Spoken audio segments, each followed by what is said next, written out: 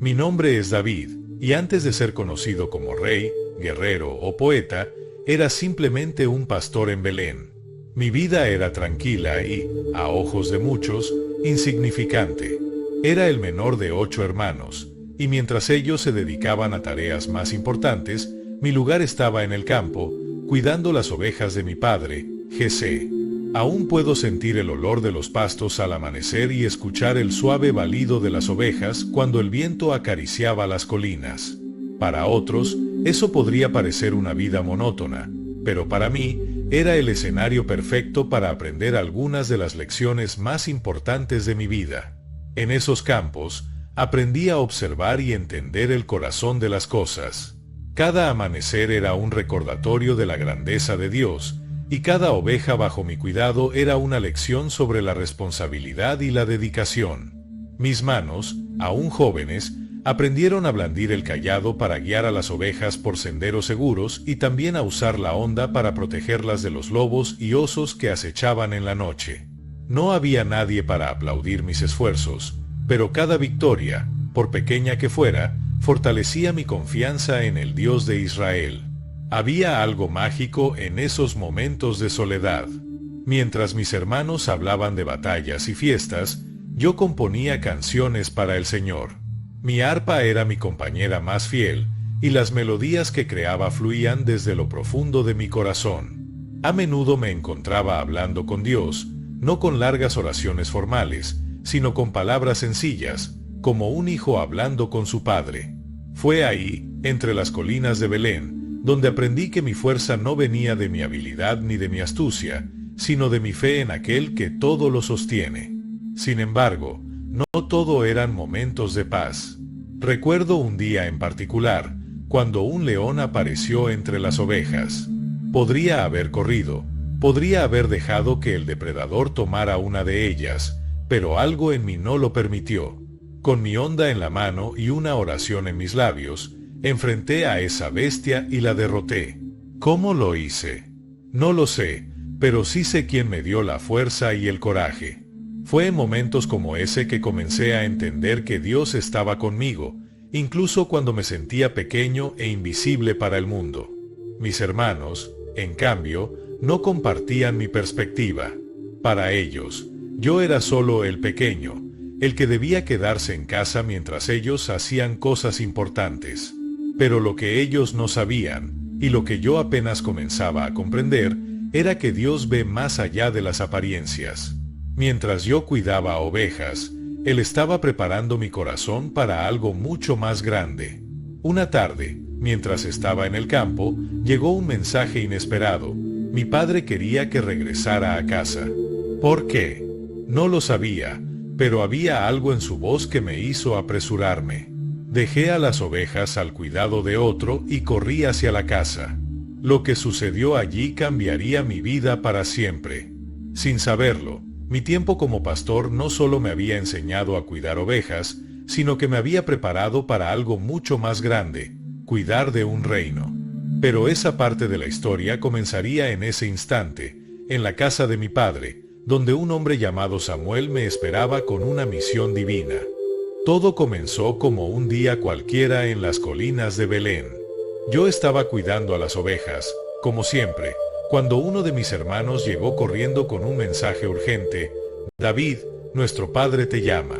Vuelve a casa de inmediato. Era inusual que me buscaran. Generalmente, mi lugar estaba en el campo, mientras las cosas importantes sucedían en casa. Pero algo en la forma en que mi hermano me miraba me hizo entender que esta vez era diferente. Cuando llegué, me sorprendió ver a un hombre de aspecto imponente esperando junto a mi padre y mis hermanos. Su mirada era seria, pero había un brillo especial en sus ojos, como si estuviera buscando algo. Ese hombre era Samuel, el profeta de Dios, alguien de quien todos habíamos oído hablar pero nunca imaginamos conocer. Antes de que pudiera preguntar qué estaba pasando, noté que mis hermanos estaban formados frente a Samuel. Él los observaba uno por uno, como si estuviera buscando algo en particular. Mi padre, Jesé, había llamado a mis hermanos mayores, aquellos que siempre habían sido considerados los más fuertes, los más valientes, los más dignos de nuestra familia. Cada vez que uno de ellos se acercaba, podía ver en los ojos de Samuel una ligera negación. Finalmente, después de pasar por todos ellos, Samuel levantó la mirada y dijo: ¿Es esto todo? ¿No tienes más hijos? Mi padre dudó por un momento y luego, casi como si fuera un detalle menor, dijo: queda el menor, pero está cuidando las ovejas. Fue en ese instante que Samuel ordenó: manda a buscarlo. No nos sentaremos a comer hasta que él llegue.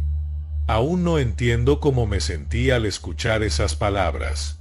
¿Por qué Samuel querría verme? Yo no era fuerte ni especialmente impresionante como mis hermanos. Era un simple pastor, acostumbrado a ser ignorado. Pero obedecí. Dejé mi cayado y mi arpa, y corrí hacia casa sin saber que ese momento marcaría el comienzo de una nueva etapa en mi vida. Cuando entré, el silencio llenó la habitación. Samuel me miró de una manera que nunca olvidaré, como si estuviera viendo algo en mí que ni yo mismo conocía. Sin dudarlo, tomó un cuerno lleno de aceite y lo vertió sobre mi cabeza, mientras declaraba que yo había sido elegido por Dios como el futuro rey de Israel. No voy a mentir, en ese momento no entendí lo que eso significaba. ¿Un rey? ¿Yo? Mi ropa aún olía a ovejas, mis manos estaban ásperas por el trabajo en el campo, y mi lugar siempre había estado en la sombra de mis hermanos. Pero mientras el aceite corría por mi cabeza, sentí algo indescriptible. Era como si una fuerza, una presencia más grande que yo, llenara mi corazón. Samuel no se quedó mucho tiempo para explicarme lo que vendría después. Simplemente se fue, dejándome con preguntas que giraban en mi mente. ¿Cómo podría un simple pastor como yo ser un rey? ¿Cuándo sucedería esto? ¿Y por qué yo? Después de ese día, volví a los campos, como si nada hubiera pasado. Mis ovejas no entendían que ahora cargaba con un destino divino. Pero en mi corazón sabía que mi vida ya no era la misma. Ahora veía cada día como un paso más hacia el propósito que Dios había preparado para mí, aunque aún no tenía idea de cómo llegaría a ese trono que me había prometido. Sin embargo, esta unción no significaba que mi camino sería fácil. Todavía me esperaba un largo camino lleno de desafíos, peligros y pruebas. Pero también estaba lleno de victorias, como descubrirían muy pronto todos los que me rodeaban. La primera de esas victorias estaba más cerca de lo que imaginaba, y llegaría con el rugido de un gigante llamado Goliat. Después de aquel día en que el aceite del profeta Samuel marcó mi destino, mi vida no cambió de inmediato.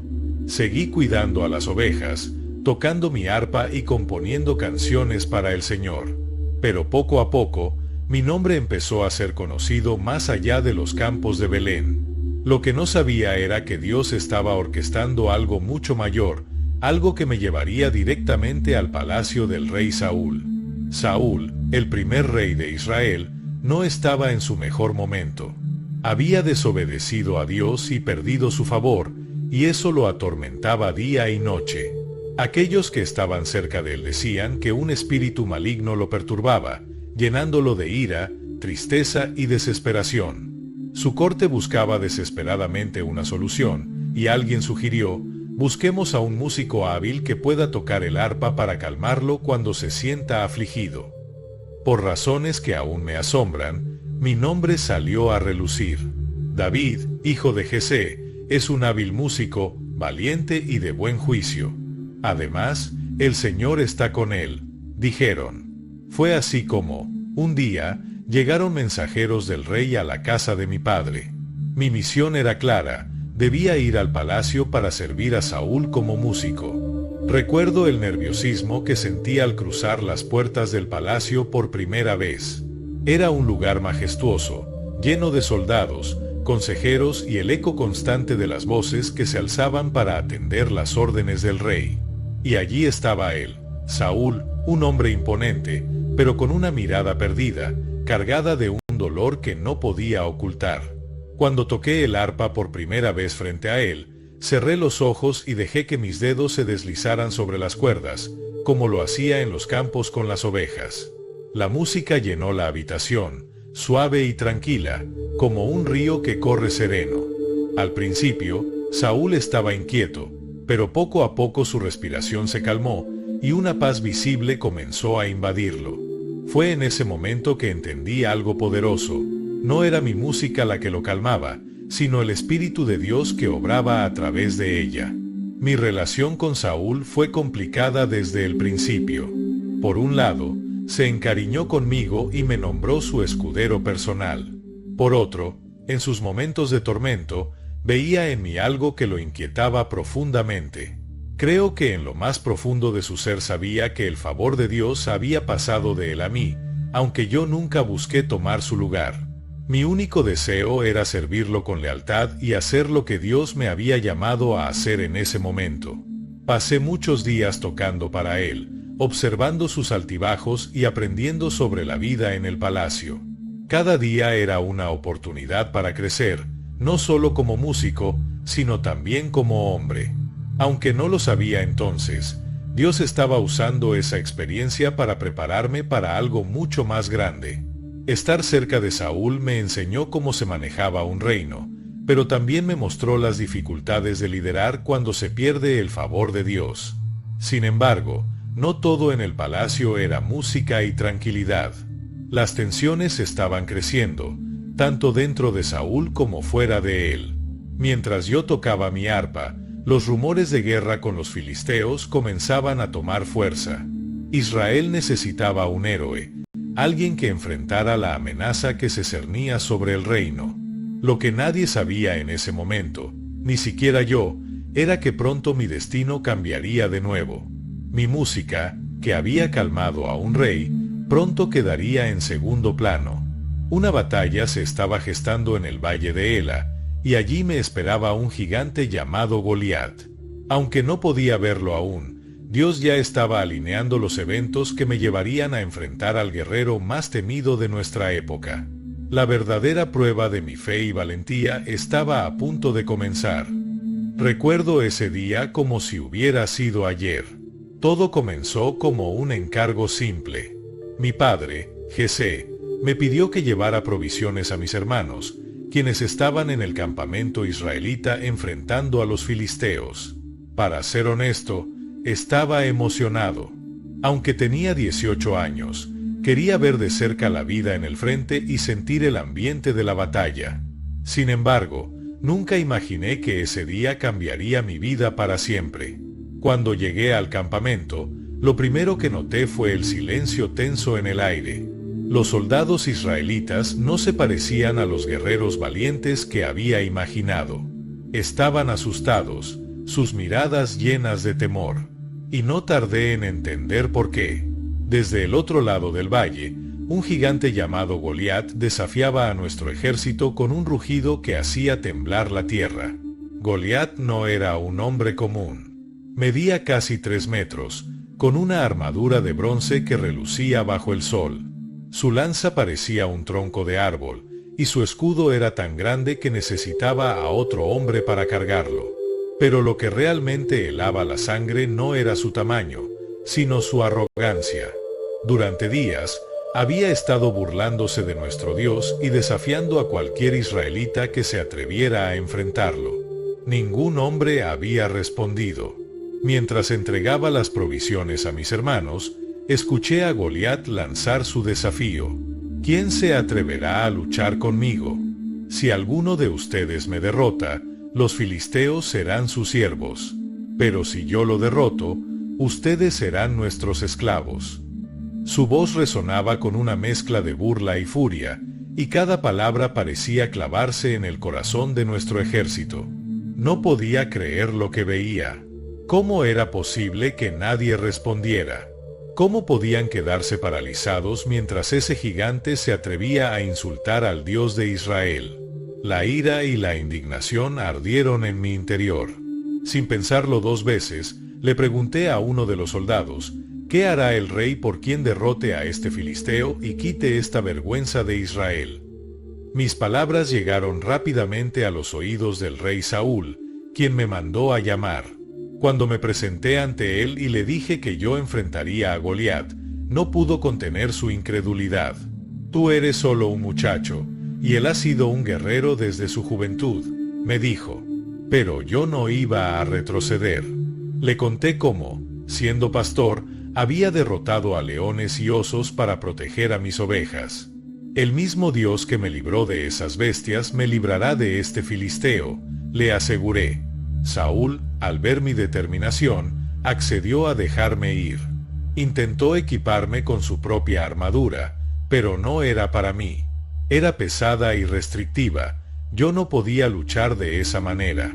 Así que fui al río, recogí 5 piedras lisas y me preparé con mi fiel honda en la mano. No necesitaba nada más.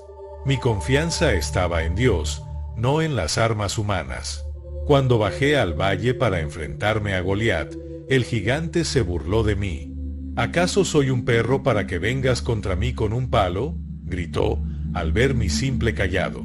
Pero yo no respondí con miedo. En cambio, declaré con valentía: «Tú vienes contra mí con espada, lanza y jabalina, pero yo vengo contra ti en el nombre del Señor de los ejércitos, el Dios de los ejércitos de Israel, a quien has desafiado». El resto sucedió en un instante que pareció eterno. Coloqué una piedra en mi honda, la giré con fuerza y la solté.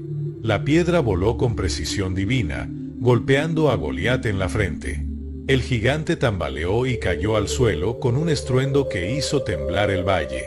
Un grito de asombro y triunfo surgió del ejército israelita mientras yo avanzaba como si un viento celestial me empujara.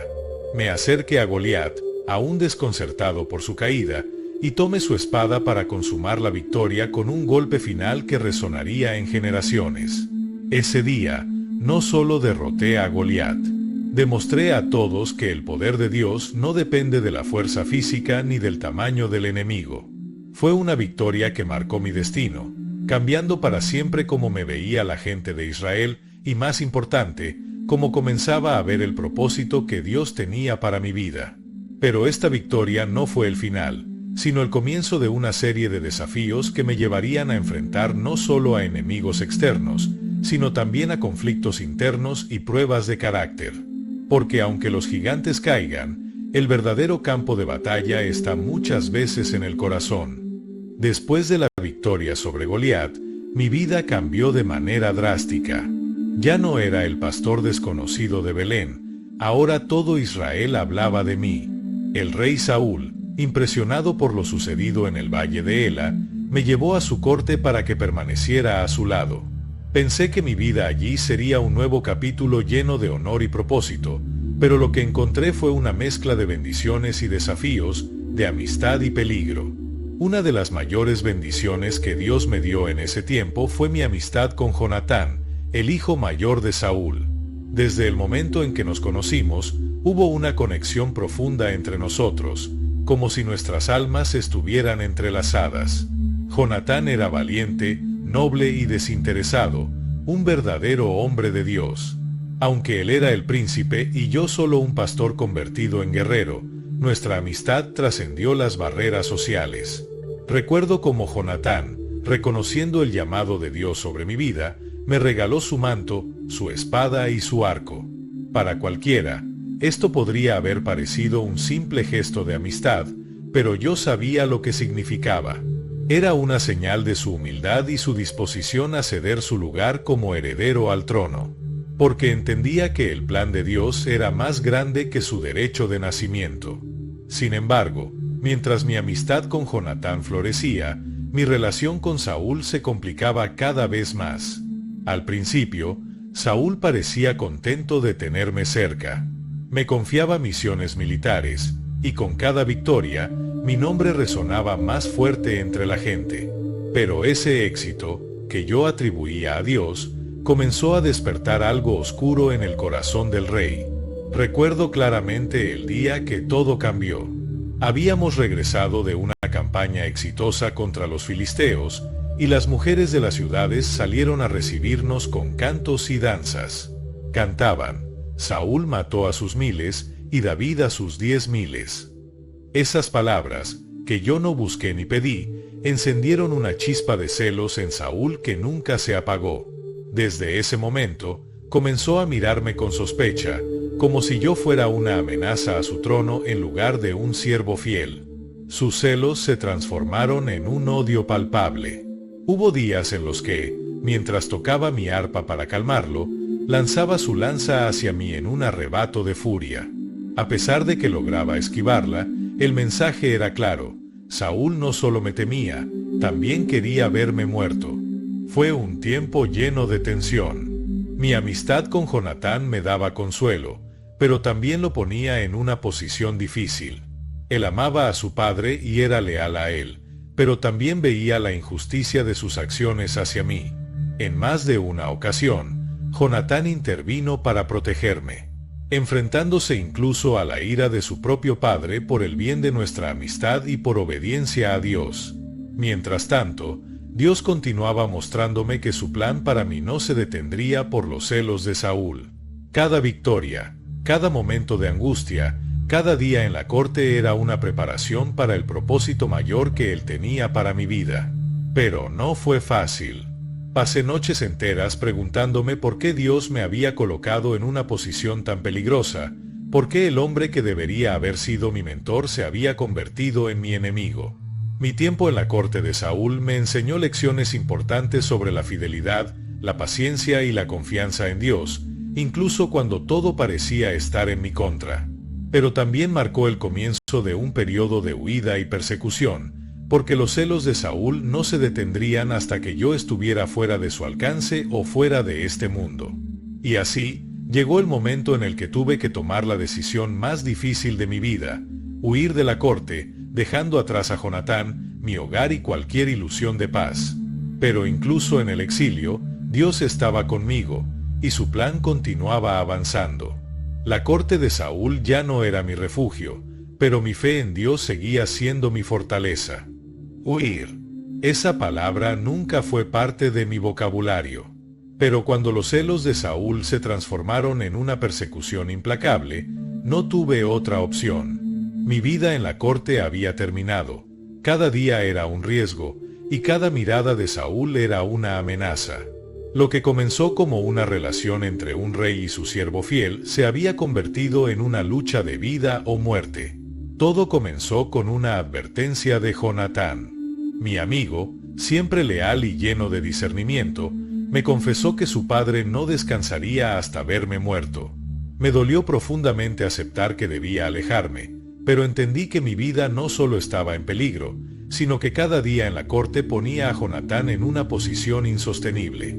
Con un corazón pesado, me despedí de él en un campo apartado, sabiendo que tal vez nunca volveríamos a vernos.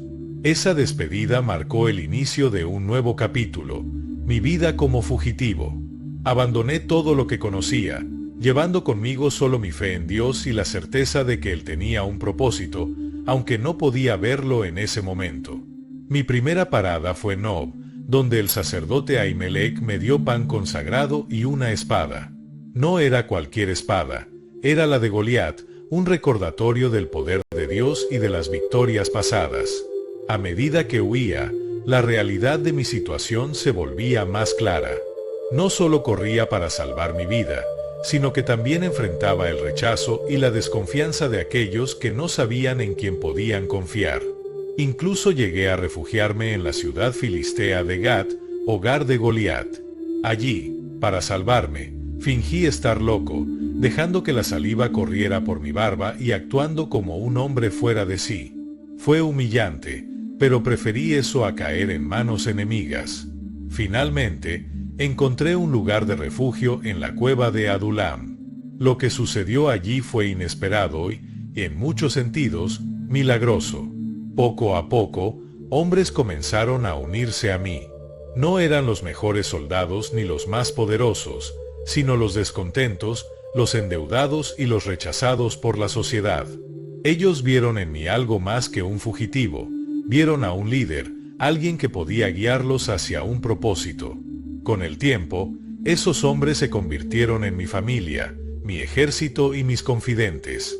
En Adulam y más allá, Aprendí que un líder no es aquel que busca seguidores, sino aquel que inspira a otros a levantarse.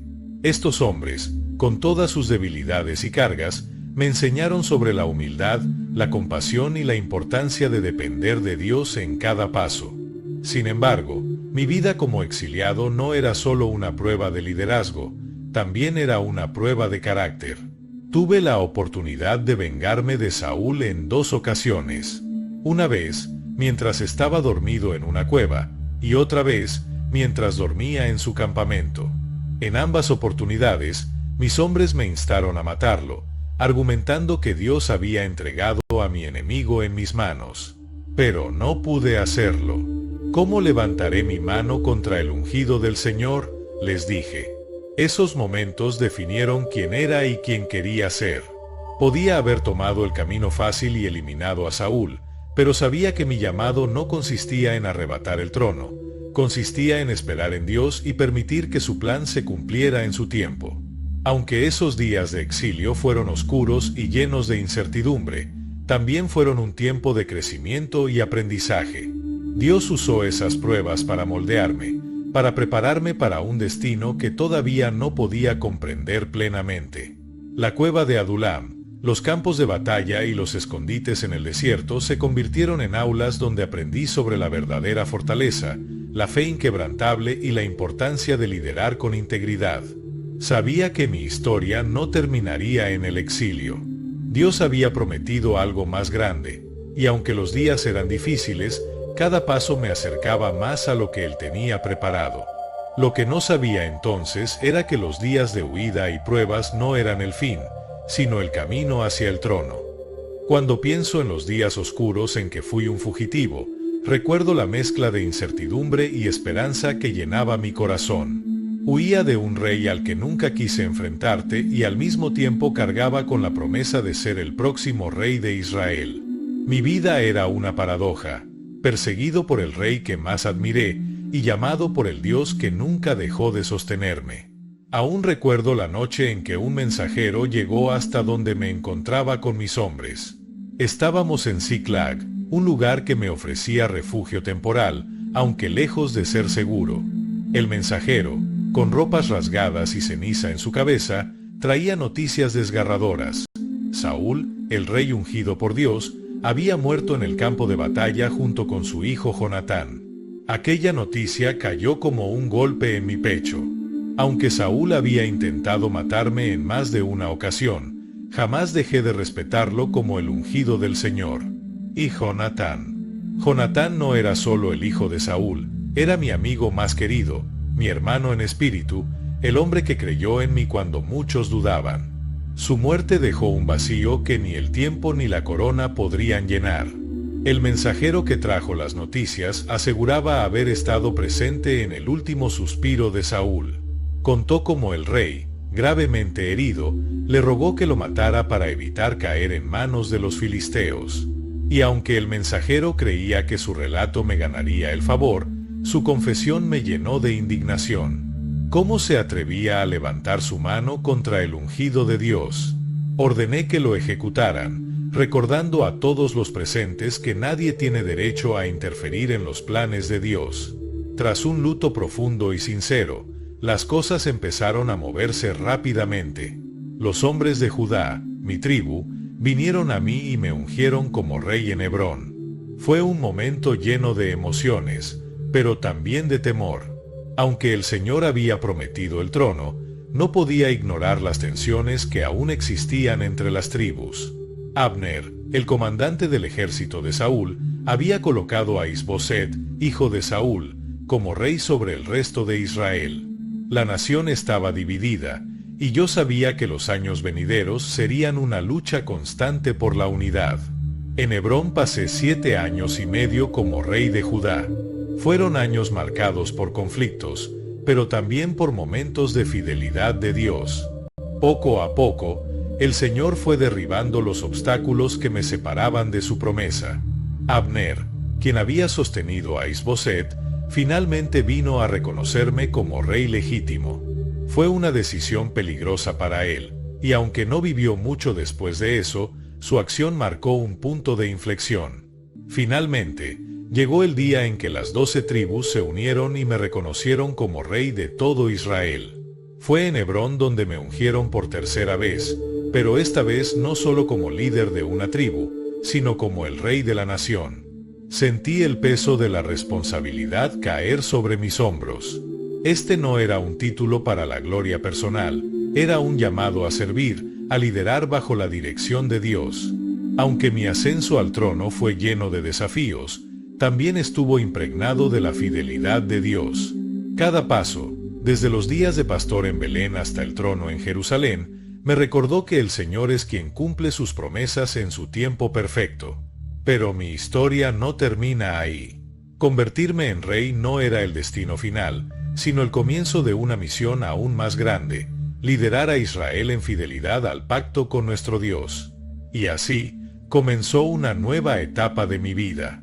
Una etapa en la que cada decisión sería crucial no solo para mi reinado, sino para el legado de todo Israel.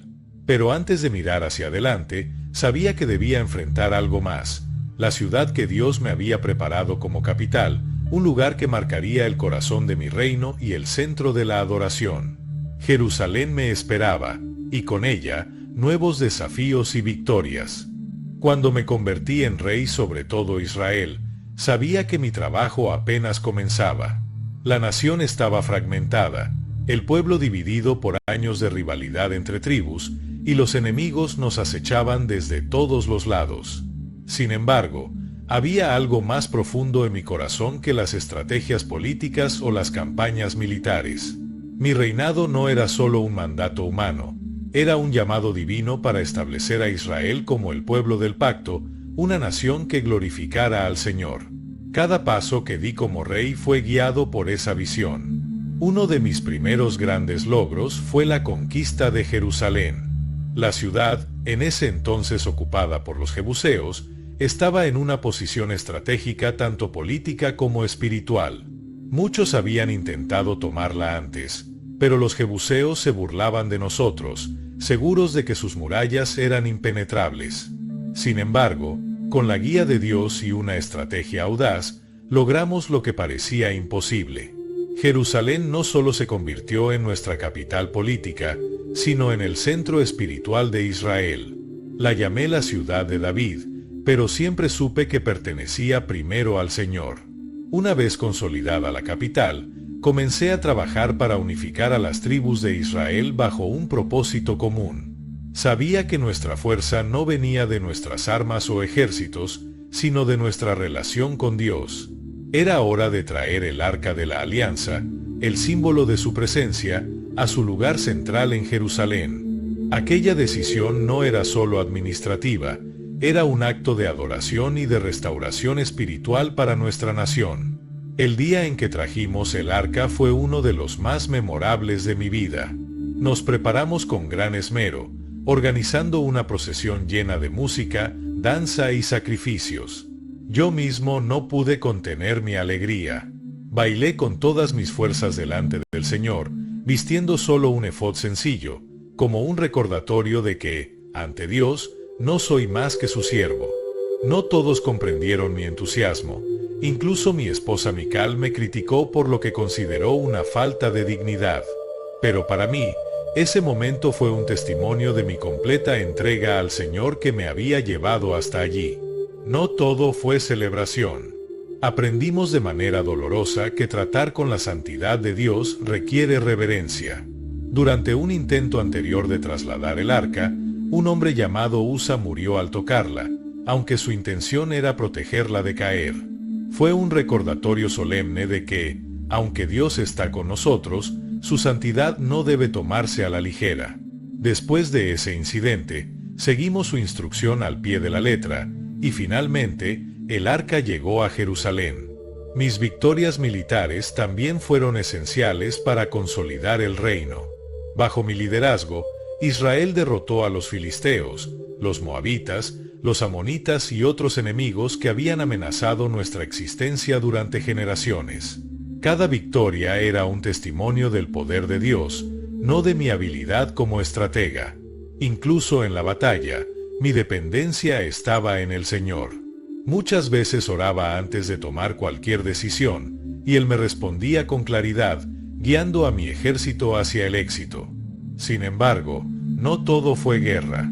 También busqué fortalecer los lazos internos y cumplir las promesas que había hecho en el pasado. Uno de los actos que más atesoro fue honrar a Mefiboset, el hijo lisiado de mi amado amigo Jonatán. Lo traje a mi palacio y le devolví las tierras que le pertenecían como descendiente de Saúl. Para mí, fue una manera de mostrar que mi reinado no se basaba en la venganza, sino en la fidelidad a mis relaciones y a Dios. A medida que mi reino se fortalecía, la visión de construir un templo para el Señor empezó a tomar forma en mi corazón. Había conquistado Jerusalén, traído el arca y consolidado la nación, pero sabía que mi misión no estaba completa. Aunque Dios me hizo saber que no sería yo quien construiría ese templo, me prometió algo aún más grande, que mi linaje permanecería para siempre y que uno de mis descendientes establecería un reino eterno. Así, mi reinado avanzaba con la convicción de que cada logro y cada victoria no eran míos, sino del Dios que me había escogido cuando no era más que un pastor en los campos de Belén. Pero aún faltaban capítulos por escribirse en esta historia, algunos gloriosos y otros dolorosos, porque incluso en medio del éxito, las sombras de mis errores empezaban a proyectarse sobre mi vida y mi familia. El peso de la corona es más que un símbolo, es una carga que afecta cada decisión y, en mi caso, reveló las grietas de mi humanidad. Durante años, había enfrentado enemigos externos con valentía y dependido de Dios en cada paso. Pero cuando mis batallas se detuvieron y la calma llegó a mi vida, descubrí que el mayor enemigo no estaba fuera, sino dentro de mí mismo. Mi historia con Betsabé marcó un punto de inflexión, no solo en mi reinado, sino en mi alma.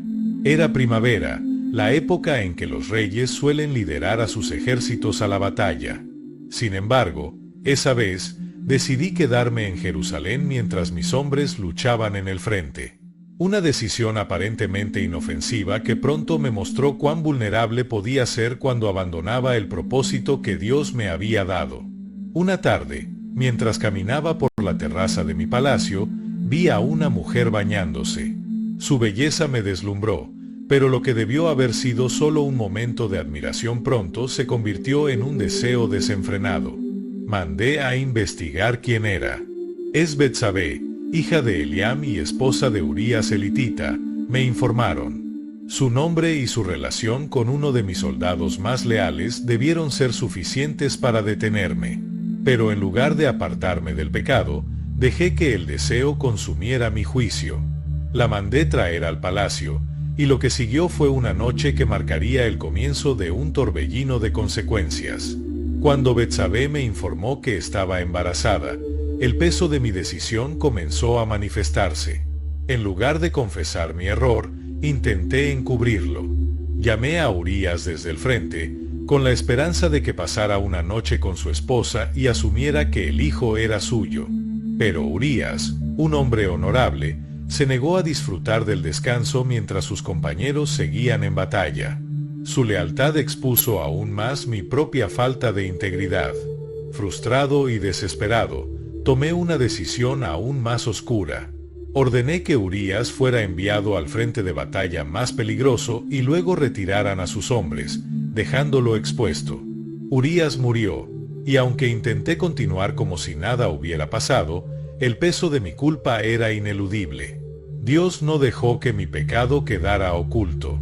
Envió al profeta Natán a confrontarme. Usando una parábola sobre un hombre rico que robó la única oveja de un hombre pobre, Natán me mostró la gravedad de mi pecado. «Ese hombre eres tú», declaró. Sus palabras atravesaron mi corazón. En ese momento, todo mi orgullo se desplomó. Reconocí mi pecado contra Betsabé, contra Urías, pero sobre todo contra Dios. Clamé: «He pecado contra el Señor». Y aunque Natán me aseguró que Dios había perdonado mi pecado, también me advirtió que las consecuencias serían inevitables. Esas consecuencias fueron dolorosas y profundas. El hijo que Betsabé y yo concebimos murió poco después de nacer.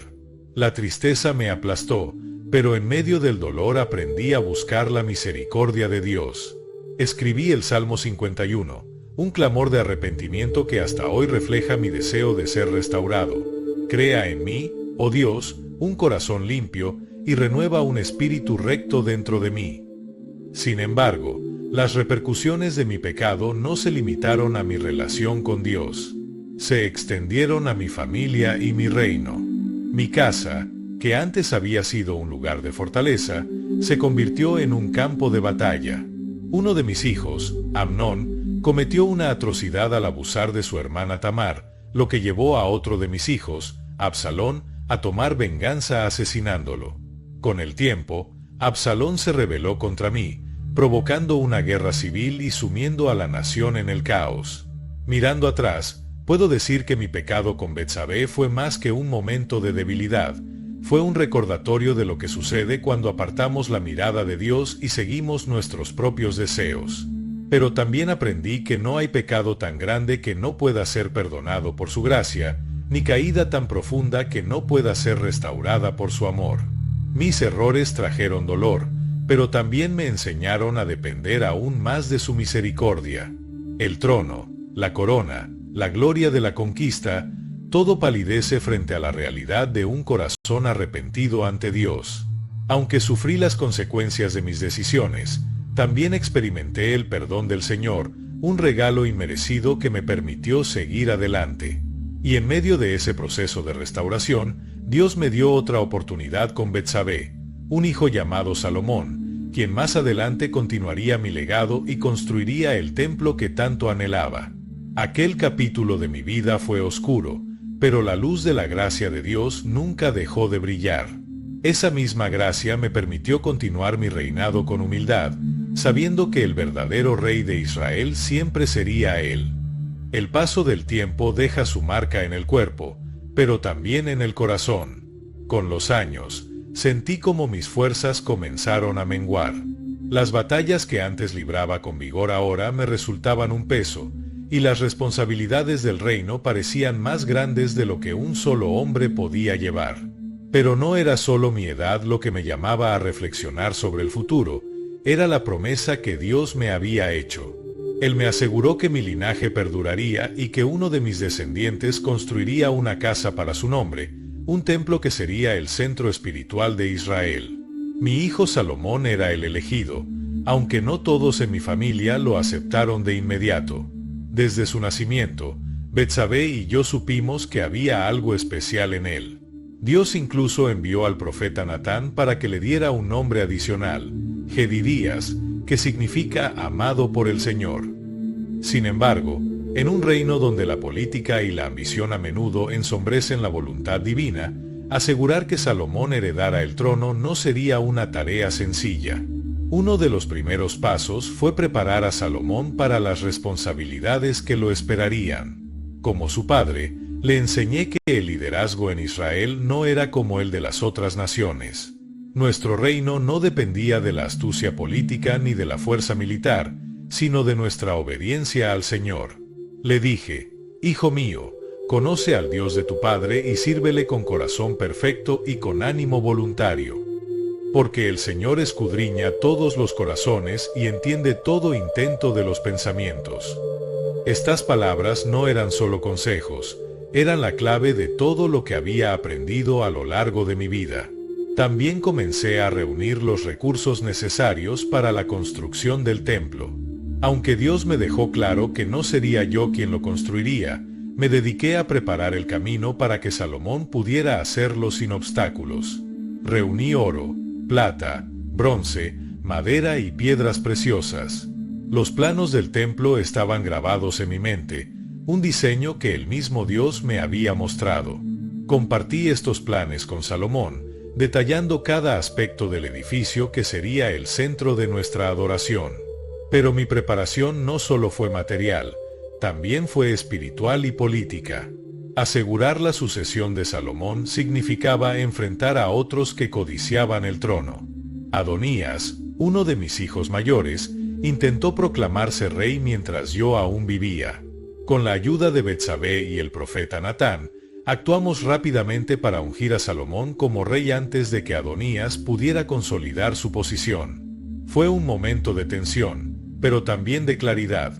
El plan de Dios prevalecería, no importaba cuán complicada fuera la situación. En mis últimos días, llamé a Salomón para darle mis últimas instrucciones.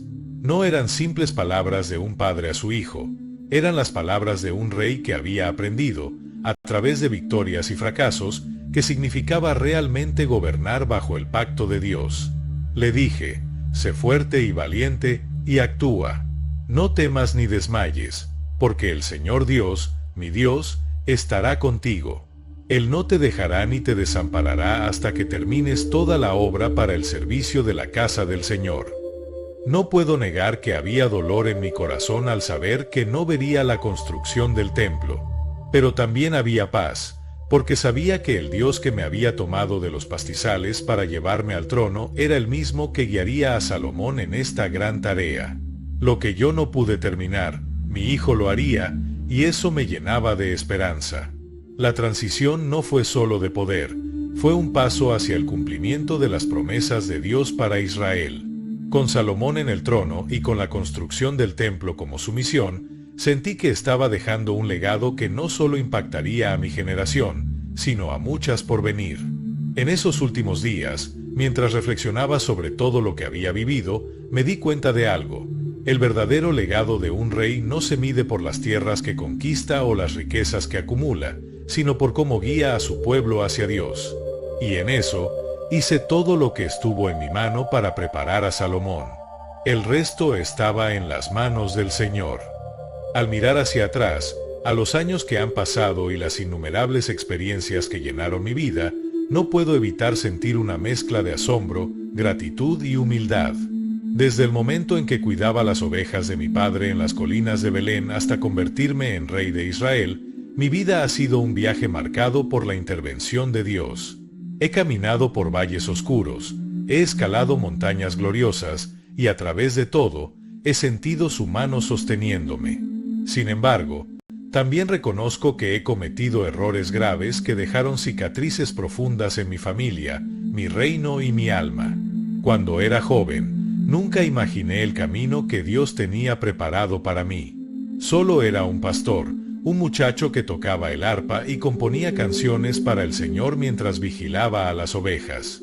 Pero incluso en esos días simples, Dios estaba forjando en mí un corazón que aprendería a confiar en Él.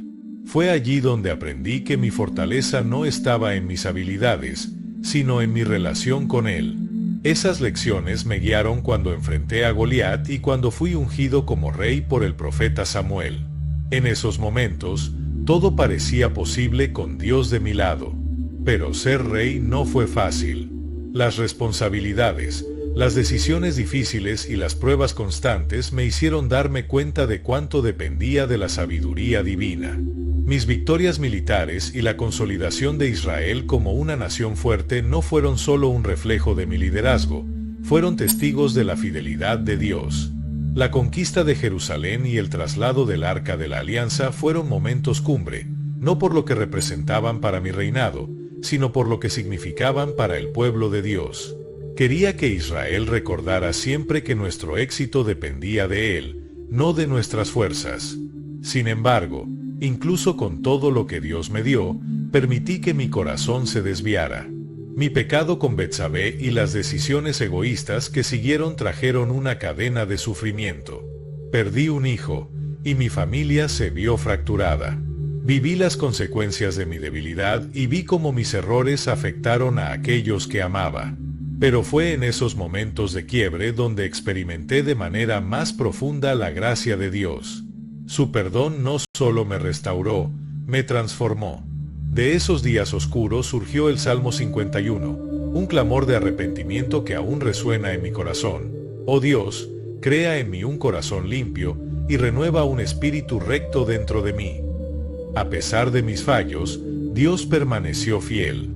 Él cumplió su promesa de establecer mi linaje, permitiendo que mi hijo Salomón continuara mi legado y construyera el templo. Ese templo, una casa para su nombre, era más que un edificio, era un símbolo de su presencia entre nosotros, un recordatorio de que Él siempre estaría con su pueblo. Al reflexionar sobre mis triunfos, no puedo atribuirme el mérito. Cada victoria, cada logro, fue resultado de la gracia de Dios. Si algo he aprendido a lo largo de mi vida, es que el verdadero éxito no radica en los títulos o las riquezas, sino en caminar humildemente con el Señor. Mis errores, aunque dolorosos, me enseñaron a depender completamente de su misericordia. Mis triunfos, aunque grandiosos, me recordaron que todo lo bueno proviene de Él.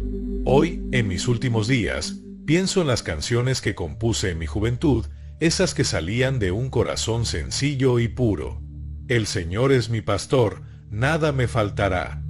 Esas palabras siguen siendo ciertas. Él ha sido mi pastor en los días de gloria y en las noches de angustia. Me ha guiado junto a aguas de reposo y me ha restaurado cuando me desvié del camino. Sé que mi tiempo en esta tierra está llegando a su fin, pero no temo lo que viene. Mi esperanza no está en los monumentos que pueda dejar, sino en el Dios que me llamó, me sostuvo y me redimió. Mi vida, con todos sus altos y bajos, ha sido una ofrenda para Él. Y aunque no he sido perfecto, sé que Él siempre ha sido fiel. Cuando mi historia sea contada, no quiero que sea recordada solo por mis victorias o por mis errores, sino como el testimonio de un hombre que caminó con Dios, que conoció su amor y su perdón, y que encontró en él la razón de su existencia. Y ahora, al cerrar este capítulo, puedo decir con confianza: bendito sea el Señor, mi roca, que adiestra mis manos para la batalla y mis dedos para la guerra. Y bueno, esa es mi historia. Nunca imaginé que enfrentarme a un gigante cambiaría mi vida de esta manera, pero creo que cuando confías en el Dios eterno y actúas con valentía, todo es posible. Gracias por acompañarme y escuchar mi relato. Espero que te inspire a enfrentar tus propios retos. Si te gustó este video, no olvides darle like, suscribirte al canal y activar la campanita para no perderte más historias como esta. Déjame en los comentarios qué parte de la historia te impactó más. Nos vemos en el próximo video.